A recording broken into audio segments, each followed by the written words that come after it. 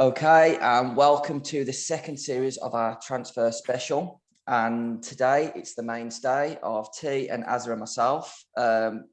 First of all, I just wanted to say, I think our last video got the best sort of reaction that we've had so far, well into 1,000 views, probably because I wasn't on it and there was a better interesting host. But nonetheless, really, really appreciate it, guys. And as always, please like and share.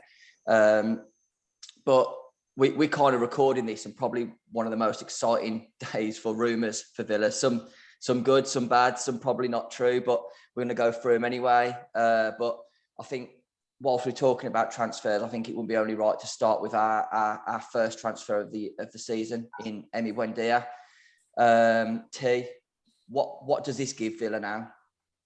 Gives you scope, doesn't it? It sits us up against the rest of them. The targets we've been looking at, thinking now this is the club they want to join, because lads, we're going places, aren't we? And the rumoured, what was it, 36 million quid is an absolute snip for me, mate. And for his age, for his stats, for his two positions he plays wide and he plays 10. It's just what a brilliant signing. But we all called it, and I'm just buzzing, mate. I can't wait to see him clear and blue now. But it gives the other targets now we're after, thinking this is the club I want to join. We're progressing. Azza, your thoughts? Yeah. I think Emi sets the precedent, doesn't he? He sets the standard now. And when you go and get a player like that very, very early on in the transfer window, when you've already told the world that you're going to mean business this summer, that's a big mark, that's a big stamp on the game. And it will terrify other clubs. I'm sure of it. I'm sure other clubs are thinking, Jesus, maybe we weren't expecting Villa to start out the blocks so quickly and so strongly. Emi is a top class signing, mate. And even at his top class standard that he's playing at the moment, getting a call up to the Argentinian side for the first time in his career, still got years and years on him. He's ripping stats apart in the Championship. He's ripping stats apart on the game of football in general. Yeah. And I'm pretty sure, mate, that he will make a huge difference to us going forward next year. And, he won't be the only one bought in that top area. So it's exciting, and I'm chuffed to have him at the club. And he seems buzzing by joining us. Yeah. I think that's it. And I think, for anyone who doesn't sort of know Emi or hasn't watched him, he's not just a flair player. What he actually does off the ball is probably not spoken about enough. If we're being truthful, he works as hard off the ball as he does on. And I think you both touched on it. It's the message it sends out. There's conflicting reports that we went head to head with Arsenal and it was their main target and blah blah blah. Whether it was or whether it wasn't, it was in the press that Arsenal wanted him, Villa wanted him, and we won him. And again, that message going out to other clubs of Villa mean business, these owners mean business. I think the deal was done way before when we fought as well, to be honest with you. I think that as soon as that Norwich game finished, the deal was done, wasn't it? Because it happened all very quickly, and we did say before England and Scotland, and it's just amazing, isn't it? Yeah, and like I say, I think he's again, it's the second year running that we've signed the player of the year from the Championship, and we know how the last one went. So, I don't think I've been as excited about a signing in a long time, if ever. I think Emi Buendia is a bit of magic that Villa have been crying out for to not just sort of take Villa forward, but it's just that you've almost got pretty much, if you look at the stats that him and Jack do, and Jack's a completely maverick and he does what he does, but they do a lot of the same things in terms of assists, carries into the box, shots from outside the box, linking up the play. He's playing number 10 and on the wing. His ball retention tackling is amazing as well. Yeah. He's a proper, what I call a street fighter footballer, isn't he? Yeah, he's got that South African sort of blood in him, hasn't he? That he just loves South America. Football. Yeah, South American. What did I say? South African. He's been in the sun, mate. Been in the sun so long.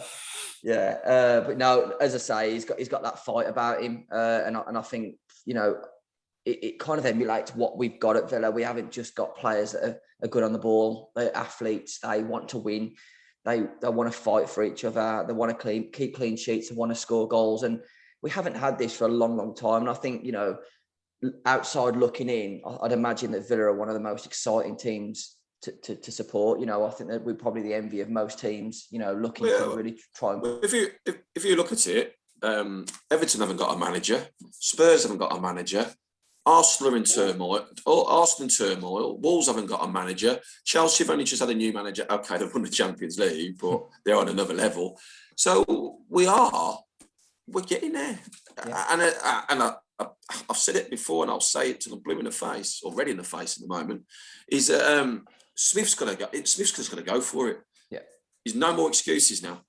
Yeah, and I think that's something I would echo. I think, you know, if it is true that the sort of, not necessarily the players, just in case, you know, Emile Smith-Rowe is a bit of smoke and mirrors, but if that's the sort of calibre of player that we're going for and the price tags that we're looking at, Smith's got a lot of pressure next year because he needs to deliver.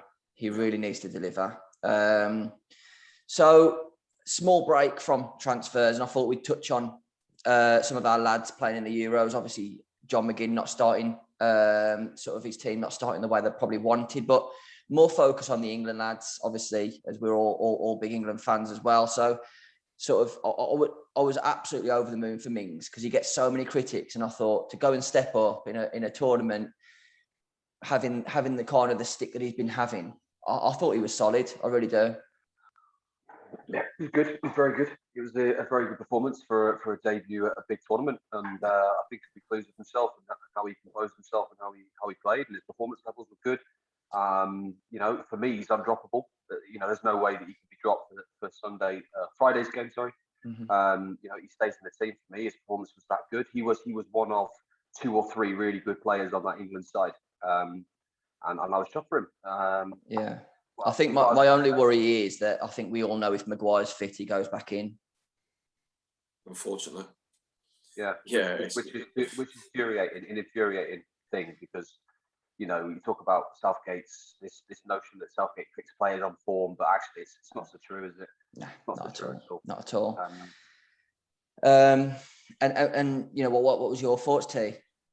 Well, on England performance or Mings in general? Both. I thought Mings was colossal. I thought he was back to his old self. He did it quick. He did it tidy. He read the game. You could hear him. I thought it was just an excellent performance. Yeah. And I felt a bit emotional for him, really, because he's come from Chippenham Town, you know, to a Euro major Euro competition. I thought he was outstanding. As for England, I was bored of the game, but I'd rather been bored than losing. And you know, doing this podcast moaning about the result. At the end of the day, it was a result. It was momentum. We kick on from there. Yeah. But to be fair, I ain't been excited about Euros whatsoever. It's been crap. I'll be honest with you. I'm going to say that there's probably only a couple of teams that I would pick out that I've enjoyed watching. Yeah, Italy. You know, and the stats again. You know, like a stat. The stats don't lie. You know, no teams come from behind. So every game's been a bit null, bit boring. Yeah. I do think England will go far now after seeing what I've seen. Yeah. I think Italy are a team to be reckoned with. The French, obviously, and the Portuguese, but the rest of them, I ain't seen. I don't think Portugal are, if I'm being honest. I'll be honest with you. I think it was very much a game that I thought the result, or the 3 goals flattered them, because I thought up until probably the first goal, I'll be honest with you, I thought Hungary were the better team. But for me, that's a sign of a good team, isn't it? They're only in third gear, aren't they? Oh, it is. But when you're in a group that going through as top is probably going to sort of reside on how many goals you put past Hungary, it weren't really the best tact, I don't think. But like I say, you could say the same about England. I don't think we got out of third gear, which, again, in turn, probably made me feel a bit more confident about us, thinking that in tournaments gone by, they're the sort of games that we lose 1-0 rather than win 1-0. First opening game we've won. And the thing with England as well, chaps, we've got a lot of players to come in. We've got Jack to come in, yeah. Yeah. But I do think Friday would be a different ball game. Yeah. I mean, Friday will be like will be like a Bolton versus Blackburn Cup final. I think it will be really defensive, and I think it will be really put-in ball football. See, I actually disagree. I think Scotland have actually got to really come out. Scotland have really got to come out and win. Which Bolton, I gotta say, Bolton Blackburn. You're calling England Scotland Bolton Blackburn. You're gonna get pelters for that, as a. But now I think it'll be quite an open game in the respect that Scotland are going to try and have to beat us, and I think it just leaves gaps. But we'll see. Either way, I'm going out for it. So slightly cooler as well, isn't it? Yeah. That's the other thing as well. Yeah, that's the other thing. Does Jack get a start? I don't think Jack will start. No, I don't think Jack will start. I think if Sterling didn't score, I think he might have. But on saying that, and you know, I'm not for a minute saying that I don't rate the guys, because I'm a massive fan of them. But I didn't think Foden played well. Don't think Mount played well. Don't think Walker played well. Kane was minging. But this is the issue with kind of where I'm coming from, is that Kane could be a 4 out of 10 all through the group stages and not get dropped. Mings, for me, was 7, 8 out of 10, but he will get dropped if Maguire's fit. And that's where I do feel a little bit like, if your face fits in England, and that's where I just don't think Grealish's face fits enough, because no man or woman could look at the two players in Sterling and Jack, and again, both decent players, and on current form, pick Sterling over Jack. This time last year, though, when we were heavily linked to Phillips, boy, oh boy, I would have loved him down the Villa. What a player! We were that close. Yeah, we were very, very close, and we did bid for him. Yeah, and you know, and Phillips was 50-50 about the move, but he would have been sensational. Him in the middle with Jack, and Jack just bouncing off him, brilliant. Yeah, and this is the thing, you know, you like you say, that the depth in England now is just incredible. You know, you've got Bellingham to come on in place, who does box to box. You can play defensive, you can play number 10. You've got Jack, you've got Reece James, you've got so many players that can kind of come in and do as good of a job, if not better, than some of the players that we're playing. And for other teams I've seen, I do think we could be going all the way, lads. I called it before it started, and I'll stick with it. I honestly think the only team that I would fear is Germans. No, is France. And if we can meet them in a final, anything can happen in a final. It's true. So yeah, but anyway, moving on. Today we've had the release of our fixtures, and I think our first 5 fixtures have been, pretty good to us, to be honest. You know, what's your thoughts? Yeah, no, I think it's a very, very nice opening month for us, for sure. 2 of the promoted teams in there for August, an away trip, or is it a home game against Newcastle? Yeah, it's Watford, then Newcastle at home. Yeah, so great team to start away at. Watford, they'll be up for it, but that's the time that we need to go out there, guns to the medal, mate. We owe Watford one as well. Yeah. We never seem to get results at Watford. We always have poor performances at Vicarage Road. It is a strange one, isn't it? That. I mean, yeah, it's a good opening 3, mate, for me. And should be 9 points. Yeah, should be. Yeah. I'd rather play the just promoted teams early on, because then their teams need to settle. The players need to settle. They've not done any much business yet, apart from what we've brought Danny Rose in, bring it on. Hey, imagine our new Bendino against Danny Rose. He's just going to rip him a hole, isn't he? And this is the thing, you know, going into next season, and you know, the talk is that we are still going to be quite active in the market. You know, we could be a completely different animal going into next season. I think we will be, by the way. And I think, you know, the momentum that we sort of finished the season with as well, going into this season. I don't think I've ever seen Villa Twitter as excited and as buoyant about a season starting as I have in recent years. And It's amazing. I'm just over the moon. Lambert's first season. So if I was to push you, we'll stick to the first three then. What do you think? What do you think we're going to get first three games, points wise? Watford, I think we will win. Watford, I think we'll win. Yeah. Newcastle, I think we will win. Yep. Newcastle, I think we'll win. And I think Brentford will give us a good game, because I love the way they play the football. And if they can keep the way they play the football in the Championship and the Premier League, Brentford, I think we'll get a win. We will get a win. Yeah. For me, again, and I understand where you're coming, because our record, I think, especially away at Brentford, is not great at all. But I do think we're going to be a different animal going into next season. We're at home, aren't we? That's what I mean. Yeah. So I know, as I say, I know our record away to Brentford's not great, but at home, again, new signings coming in. I don't think that they'll be able to kind of match what we're doing. They're a good side. They push the ball about well, but they haven't got the same quality that we're going to be. We've got a manager who created their style of play. Yeah. And we're at home. So yeah. And also for a newly promoted side like Brentford to come to Villa Park, hopefully with a lot of our fans in the stadium, it's going to be terrifying for a Brentford side to come to Villa Park. And I think that will reflect itself on the field as well. And I think we'll turn over. That Newcastle game on the 21st is going to be very emotional if it's a full house. Yeah. Hopefully in the sunshine. I just can't wait. I can't wait. Really can't wait.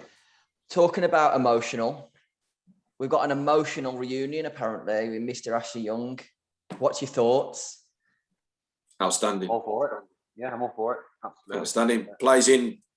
Plays right back. Plays left back. Plays right back. Plays left wing. He can play right wing. He's on a free transfer. I'm hearing it's a done deal.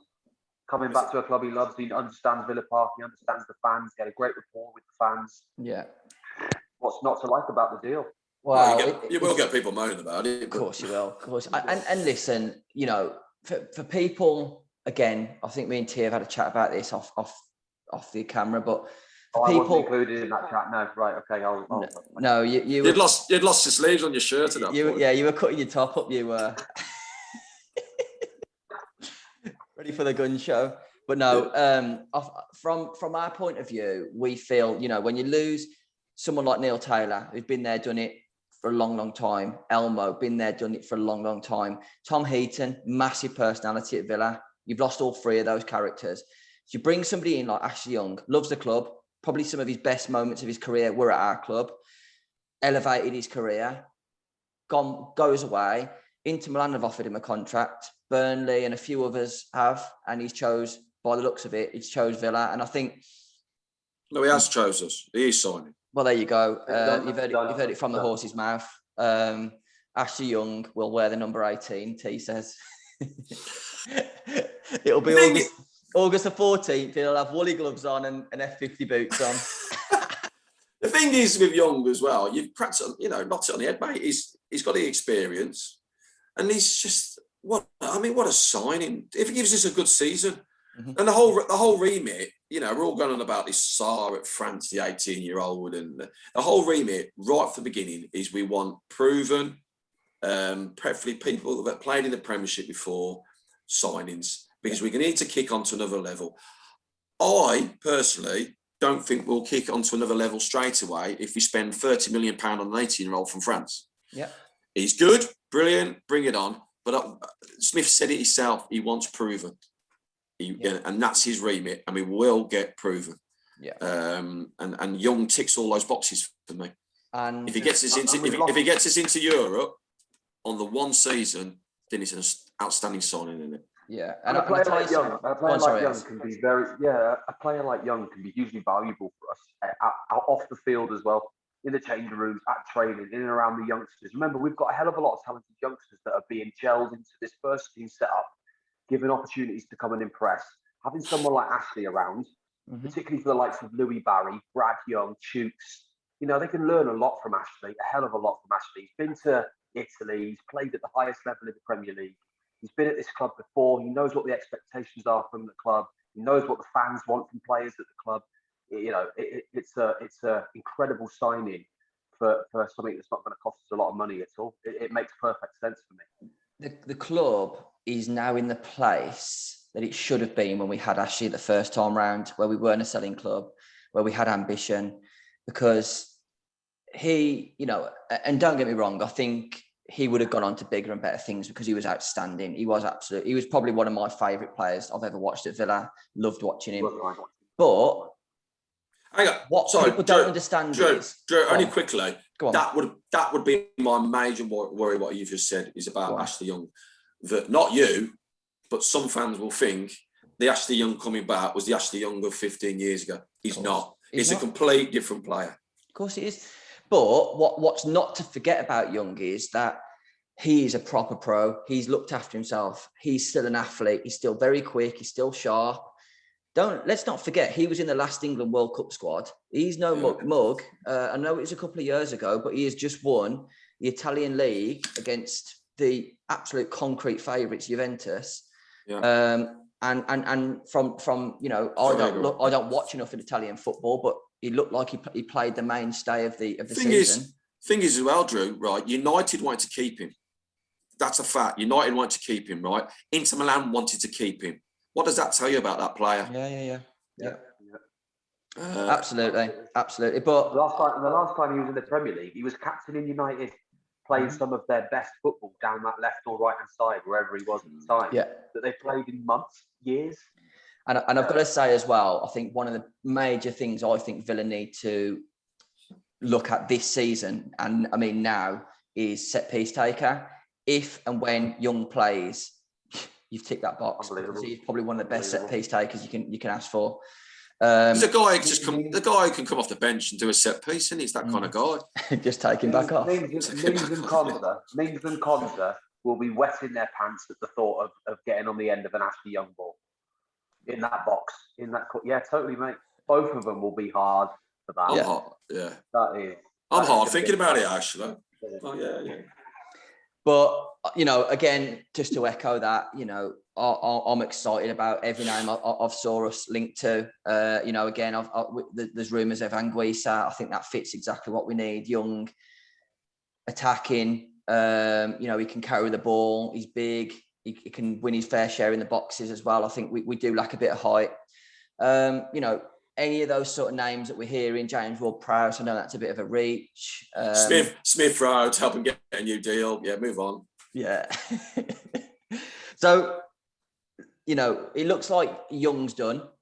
Obviously, Buendia's done. Give me one more name that you want. Not necessarily that we've been linked with, but who would you want? Who do you think fits exactly what we need as? Realistic as well. I don't want to hear any of that Kimmich stuff. No. I think, and I think my decision for this has been made in the last kind of 4 or 5 days. But Isaac, the Swedish lad, the top Swedish lad that's playing at the moment, the youngster, I think he is a talent, and I think he is exactly the sort of striker that Villa should be looking at. He's mobile, he's flexible. I agree. He's got plenty of goals in him. He knows what he's doing. I watched him play when Sweden played the other night, and he was good, mate. Very clever. In Spain, he is, but the remit, million.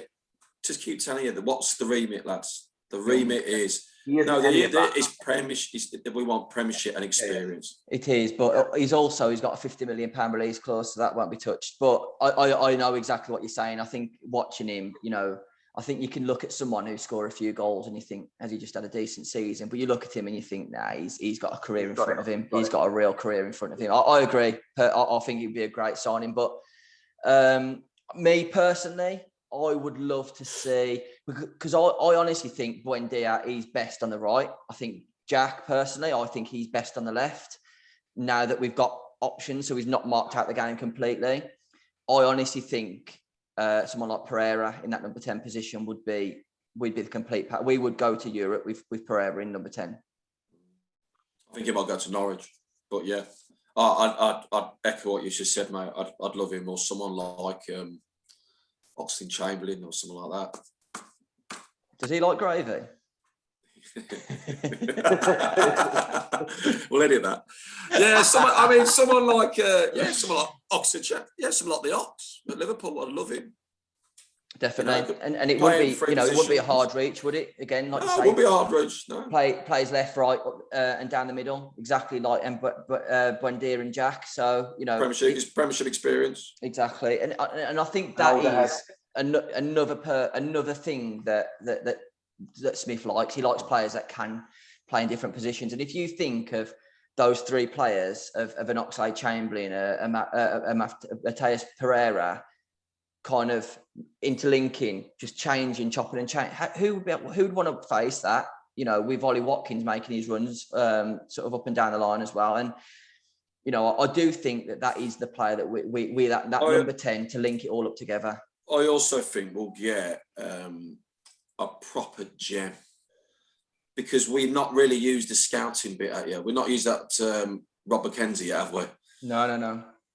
We're just getting like the ones we already know, like Ashley Young is proven. Buendia, we know him. There's going to be a gem plucked up from somewhere. I also know that young lad from Fleetwood, he's at the Belfry tonight. So I'm guessing the under 15s England captain. So again, that's exciting. I was told over a week ago that was done. So whether that's just verbal agreements and this is just the aftermath and the finer bits, perhaps it doesn't need to be publicised. It doesn't need to be rushed. It's not a big, what I mean? Big deal so far. Definitely, and I think that's something that we don't talk about enough. As that when there's an exciting talent up for grabs in England, it seems to be Villa that's winning that tug of war at the minute. And I don't know whether we're offering better terms or whether we're seen as a better proposition, but I would love Villa to turn into almost a bit like a Dortmund, but not the selling part at the end. If we do sell them, and it's like a Haaland or a Jadon Sancho, where you've almost got them on a free and sold them for 100 million. There's the kid from Bournemouth as well, I think, might join. I saw that. I can't remember his name. As a winger. Yeah, he rejected his contract, didn't he? Yeah. Well, he's gone. He's left, isn't he? He's left Bournemouth. Yeah. There you go, then. I think the thing for us, mate, Drew, back to the academy, is that a lot of clubs really have to go out and find these players to bring them to the club. Villa are their own marketing thing. Look at the players that we've got in the academy. Just absolutely smash the cup with the youth team. Every player is on show all of the time at Villa. And younger players who are at these lower league clubs or other clubs and not getting progression and not getting opportunities are going to want to think to themselves, this is my point, mate. This is why, I personally won't be spending 30 million pound on an 18-year-old from France when we got Chuck and we've got kids. We've already got kids there already ready to come through. I won't be spending the budget on a 30 million pound. I agree with what you're saying, but I think we will. I think there will be one player of Sar's ilk. It might not be Sar, but there will be a player of Sar's ilk who we do spend quite a bit of money on. He'll be older than 18, though, mate. Oh yeah, I think I know where you're both coming from. I think there's still one relatively big signing to come. What age or what position that is, I don't know. And again, there's rumblings that Roma are interested in Dougie. Whether that's true or not, I don't personally think that Dougie's got a long-term future at Villa. I just don't think that. I think he lost a little bit. He looked like he lost a little bit of love for Villa towards the end of the season, and I don't know. I feel a little bit like when Marvelous come in and sort of had a real good game. I think you realise that we probably do need a CDM rather than kind of going out at, anywhere else. So we'll see. But and Wesley's got a massive pre-season, if he's going to stay around.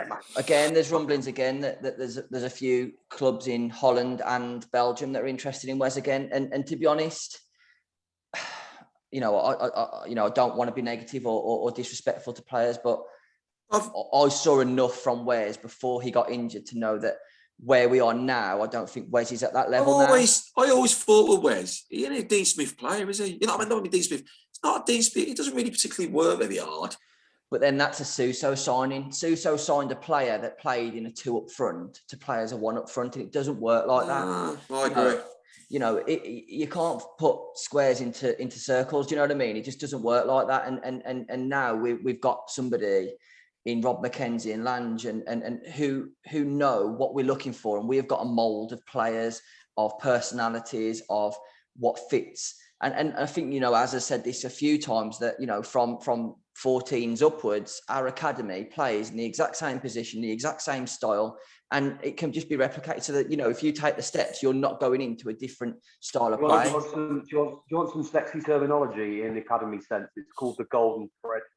From the bottom of the pile to the top, it's the golden thread, and everything revolves around that core. And they play the same football from the bottom up, or from the top down, if you like, however you want to look at it. And that's what we're doing at Villa, and that is awesome, because that's really hard to implement. Definitely. And again, I don't think the appearances from Chooks and Jayden at the end of the season won't go amiss for people who are looking at their next steps in their careers, because, you got Jayden, who's 19, Chooks, who's 17, 18 now. 18, yeah. Incredible. To be playing in Chelsea and Tottenham, incredible. I'm just excited because Mackenzie's going to get his magic wand out and come up with a gem. You just know it. Yeah. Very soon. Very soon. Okay. Just quickly, while we're on Jayden, go back to Young before, when I was talking about the role model that Young can be. Jayden is an Ashley Young 20 years early. If Jayden replicates what Ashley Young can do or did, then Jayden can turn into that player with that right mentor in, the right guidance, learning and really paying attention and learning everything you can from Ashley. If Ashley Young watches this podcast, we've put no pressure on the bloke, have we? Right. Okay. No pressure. So let's move back to the Euros. We've obviously seen every team play now. Who's impressed you? Who's your standout team? I don't want a few teams. I want your one team that's impressed you. Wales. First to qualify. No, joke. I've already said Italy have really impressed me, but it's the same old, the Italians, isn't it? They look good in the first couple of group games and then they fade off. Yeah. I've got them on in the background here playing Switzerland, and they're absolutely battering them as well, to be fair. There we are. I stand by what I said. It's coming home. I watched Holland the other night, and I think Holland have been through a good 6-7 years of turmoil. They've really had to shuffle things around. They lost that kind of prime generation of players. The Van Persies of this world all kind of disappeared and retired, and they had to really start again. I've been watching a hell of a lot of the Ajax youngsters playing for Holland, and I thought they were good the other night. Wijnaldum was another level. They can't defend, mate. Absolutely, honestly. As a defender, yeah, for sure. But going forward, attacking sense, I think they've got a hell of a lot going for them, and I would be pleased to see them progress to a an advanced stage in this competition. And I think then another few years under a little bit of the same sort of stuff that they're going through now, I think they can be a force. And I've always liked Holland. I've always liked watching Holland. Yeah. I think England, France will Italy will be there or thereabouts. But I think France will win it. That's where my money is. The French look good. Yeah. I've got to say, I think England. To be honest, I know it wasn't an all frills and all spills game, but it was just such a professional job. And me personally, I don't think you were anywhere near the strongest 11. If we win our group, which we will win our group, yeah. Who do we play? Who potentially do we play? It'll be either Portugal, Germany, or Spain. So it'll be whoever comes second in that group. Right. So really, any of them I don't fear. I thought the Germans looked a bit shaky at the back. I never thought I'd say that. And then after that, we play France. Don't we? So we will play the second in the group, Group F. So if we win our group, we'll play second in the group. But then if we did that way, I think it works out that we'd meet France in the final. Well, there we are. Let's call it now. England-France final. Yeah. England win on penalties. I'd go along with that. Not the penalties thing. I think we beat them over the 120 minutes. I think we would. We owe them one. Zidane. Remember that? Zidane ripped us apart, didn't he? Yeah.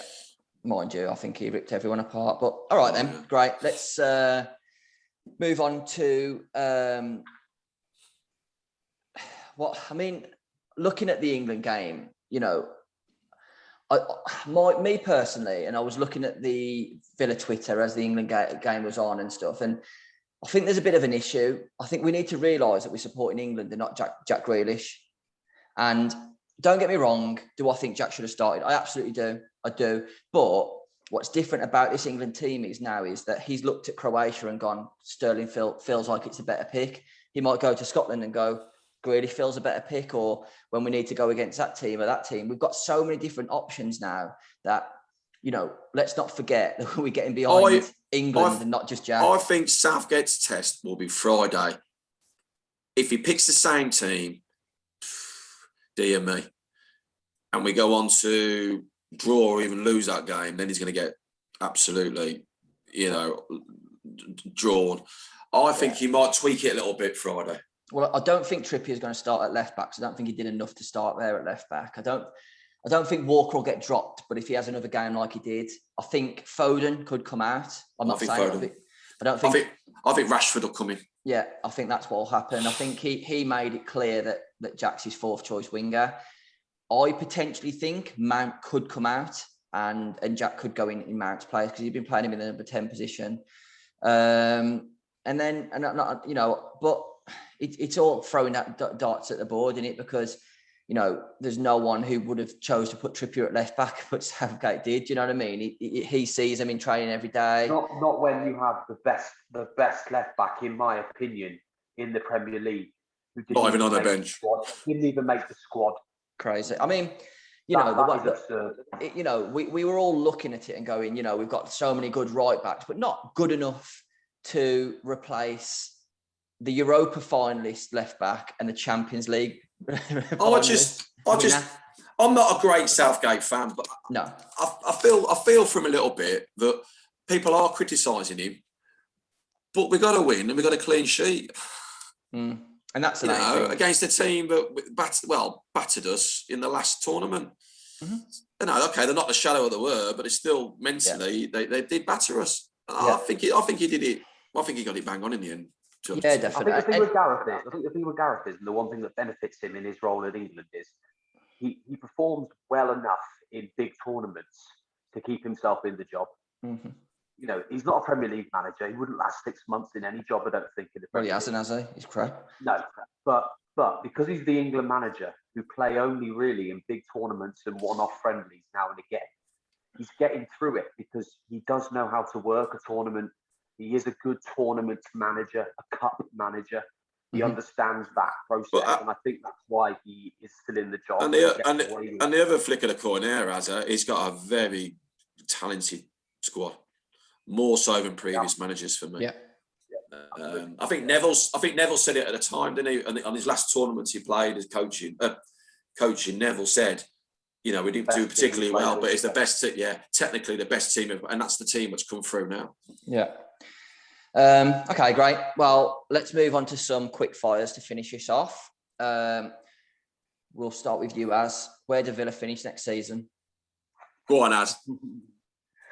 I don't want no splinters either. I want sixth. So that's gone up. That's gone up for place from the last 3 weeks ago. He's got Emi Buendia in his Arsenal now. That's why. Yeah. No pun intended. And also with the transfers that I think / assume are coming in, I think sixth is doable. Yeah. Yeah. T? Fifth, sixth. That'd be lovely, wouldn't it? Fifth would be lovely. True. I'll tell you why I've gone up a couple of places. It's not because of recruitment. It's the fixtures. The fixtures have been so kind to us. Yeah, and it's all about momentum. It's people say, I don't know why people get the hat off about the fixtures. You've got to play each other twice. It's a different kettle of fish if you were playing City, Man U, Chelsea, Liverpool, first four fixtures. Because, look at what happened to West Ham. They had a dire fixture list at the start of last season. But because they came through it with wins, that's what set their season up. They went with that momentum. Thing is, lads, we've got 2 winnable home games against, with the crowd coming back. It's just going to be immense. I can't see any other than a win for Villa. If you were going to be, if I said to you before today, we are going to draw an away game, give me your top 3 that you'd prefer to be. Watford would probably top my list because I think they're going to go down. I might regret that. But I do think that Watford will go down, or Norwich. I think that they'd be my top 2 that I would choose. And to have 2 of the 3 teams that have just come up, and then a team in Newcastle that We always do well. We do well against, and notoriously they don't start very well. I think we really could go into September with our tails up, knowing that we've got Chelsea, and I'm really, really confident. So I'm going to go 6th as well. I'm fairly confident that we can really push on with Europe, knowing that we've still got a little bit more to say in the transfer window.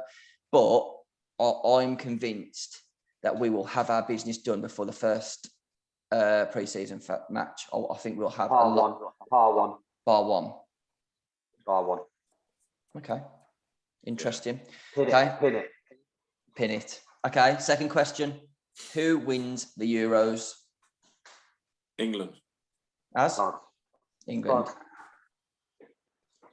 Are we going to have a wager on that or what? Hey, Drew, hang on a sec, mate. Hang on a sec. Go on. Haven't you got some Scottish in your family? My dad, my old man's Scottish. Oh, God, it's going to be a fun place for you Friday, isn't it? Oh, mate, I'm going out on the town. To be fair, I was working on the other day when they were playing, and all I was getting was, God, this is bad. This is really bad. I was thinking. I'll tell you what, the only time I call in Scottish is when I'm watching the tennis, mate. That's the only time. Oh, yeah. If I was a betting man, I think Drew's got a kilt on now. So I think he's got a kilt, wearing a kilt. No, I think he's got Popeye boxer shorts on. I can't stand up because I've got nothing on. Pin it. Actually, the YouTube title, Drew's got Popeye boxer shorts on.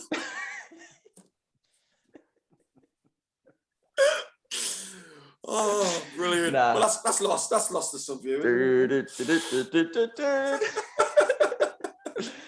Right, back on track. Who will get Golden Boot at the Euros?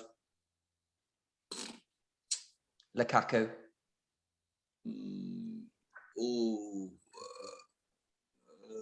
I'm going to go with Ronaldo. I understand why you're doing that. The only reason why I didn't choose Ronaldo is I think they've got a tough group. The next 2 games are tough, and Golden Boot winners notoriously win by scoring lots of goals in their group stages. I think Belgium's group's awful. You look at Harry Kane. You look at Harry Kane in the World Cup. Our group was rubbish, and that's I think before the Portugal game last night, I wouldn't have said Ronaldo, but watching him last night, as I've not watched him that often in the last few years since he's been away, he's an athlete, mate. That man is never going to run out of gas. He will be playing at the top level until the very last possible moment. He moves around the field like a 19-year-old, sprog. He's unbelievable. I think someone said he's still got the biological age of a 20-year-old. It's just crazy, isn't it? It's unbelievable. He's world class. Whether you like it or not, he is world class. T, who you got Golden Boot? Benzema. For me. Okay. Benzema. Yeah. That is a big shout. That one, Steve. It's a big shout. Okay. Well, he's got recalled back into the French squad, hasn't he? Yeah. And he's scored already. Nah, I got ruled out. Oh, there we are then. Got rolled offside. Oh, we got rolled out. Yeah, but it looks sharp. Okay, I'm still sticking with it. Yeah, that's fine. That's fine. It just means that me and Azra have got a 2-0 head start on you. That's all. Bring it on. Okay. And finally, who's your Euros underdog? Macedonia.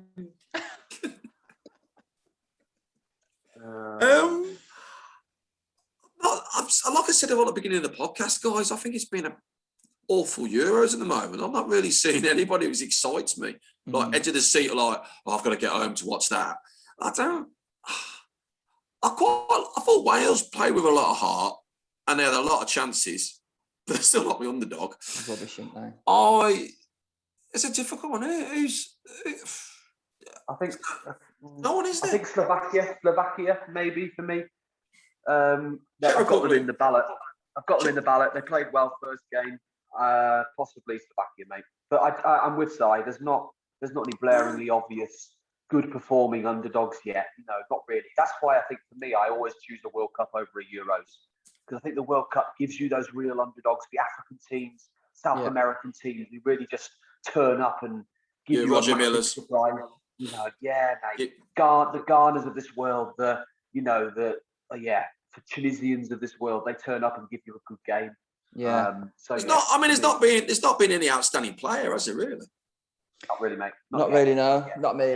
I mean, I think Belgium will be a different beast when KDB comes in. That's why I think, that's where I think Lukaku gets more goals. But yeah, Wales, probably Italy have been my standout team. But sort of, if you for an underdog, you know what? I probably didn't give Italy enough credit. They're probably one of the top 5-6 favourites. But I honestly think that they the way they're playing, they could beat most. And I'll stand.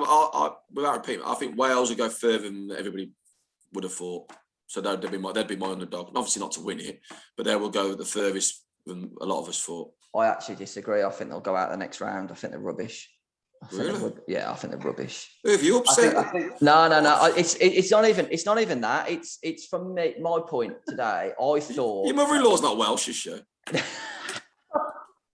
His ex-bird is. Yeah, he's upset. I tell you what, a Welshman's upset him. I got to be honest. I watched Turkey, and I think they looked the worst team in the tournament.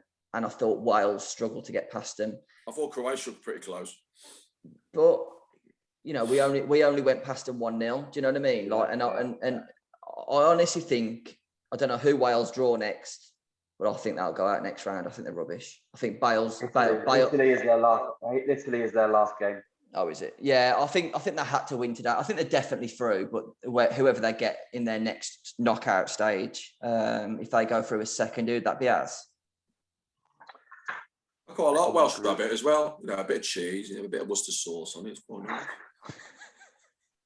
Second in Group A. So if they went through, they play second in Group B, who is either Denmark, Finland, Belgium, or Russia. So they'd play Belgium next. There you go. They've done it now. They're having a repeat of Hal Robson Canoe doing the Cruyff and sticking it in top left. And if they do, I will come on the podcast with a kilt on. And I'll post you my wig. Yeah. And you can wear it as his t-shirt /vest / I ain't got the arms to it. Look, I'm all flab. I need to get one on your program, as. Yeah, you do. Oh, here we go. That's a cheap bloody plug, isn't it? Here we go. Are you a personal trainer, Azza? Oh, here we go. What's your mobile number, Azza? But yeah, you've seen the pictures. You've seen the transformation pictures on my file, mate. They're fucking smashed it, my clients this year. Fair play, and all Villa fans as well. How good's that? Up the Villa. Right. I think that does it, because it's starting to get a little bit silly town in it. So, but it was nice to see you spending the last weekend with a load of Villa fans too. Obviously, you're spending a lot of time with Villa clients, and I'm out on Friday with a load of Blue Noses and Baggies fans to watch England. So, but listen, as we say, appreciate everyone watching. Please like, please share. Give us some comments as well. If you want to hear us talk about anything else, we seem to get a lot of views, but no one wants to comment on it. So I don't know if you're just clicking on it by accident, but just let us know what you're thinking. But we really appreciate it anyway. Up the Villa. See you later.